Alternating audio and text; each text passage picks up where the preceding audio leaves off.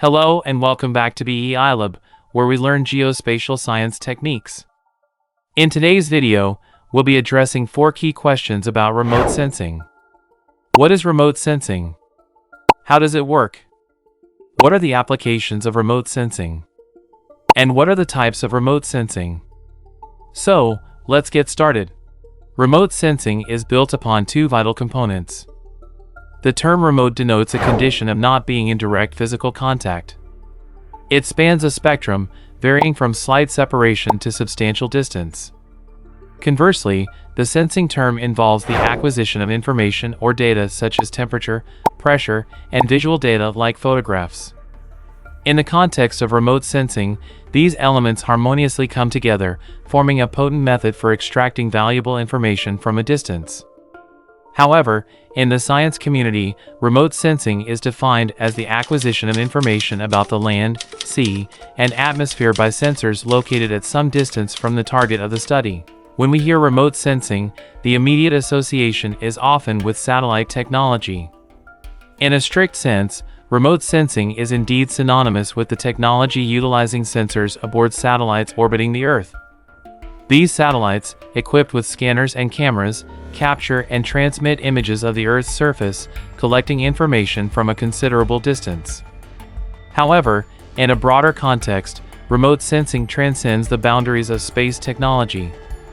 Even technologies like sonograms, medical imaging, or simple X-rays fall under the umbrella of remote sensing. In these instances, information or data is acquired without direct physical contact, showcasing the versatility and expansive reach of this concept. However, in the scope of this video, our emphasis lies specifically on satellite remote sensing. Remote sensing by satellites involves capturing electromagnetic radiation across various wavelengths, including microwave, infrared, visible, and ultraviolet spectrums.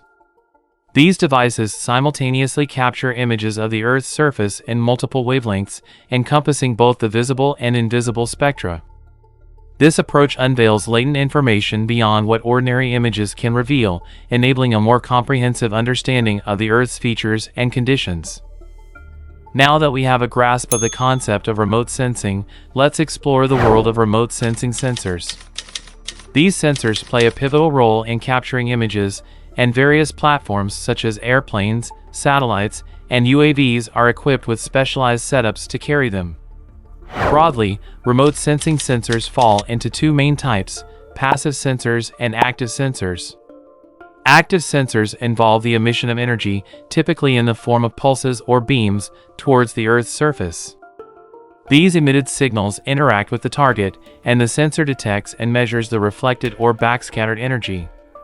Active sensors are capable of actively illuminating the environment and capturing the response, making them suitable for tasks such as radar systems. Radar, LiDAR, and sonar are common examples of active sensors. In contrast, passive sensors rely on naturally occurring external sources of energy, such as sunlight. Instead of actively emitting signals, passive sensors detect and record the electromagnetic radiation naturally emitted or reflected by the Earth's surface. These sensors measure the varying energy levels across different wavelengths. Examples of passive satellite sensors include Landsat 8 and Sentinel-2. Remote sensing technology has a wide range of applications in various fields such as urban monitoring and disaster management, addressing challenges like floods, wildfires, dust storms, landslides, and earthquakes. Additionally, it serves as a crucial tool in monitoring climate change trends and investigating factors like greenhouse gases and air pollution. Beyond these critical areas, remote sensing finds applications in agriculture, providing insights into crop health, yield estimation, and precision farming. It aids in forestry management, tracking deforestation, and assessing biodiversity. In water resource management, remote sensing contributes by monitoring lakes, rivers, wetland areas, and oceans for quality and quantity. Thank you for watching this video. If you have any questions or need further support, don't hesitate to leave a comment below. Don't forget to give this video a thumbs up and consider subscribing to our channel for more insightful tutorials. Stay curious, and we look forward to seeing you in the next video.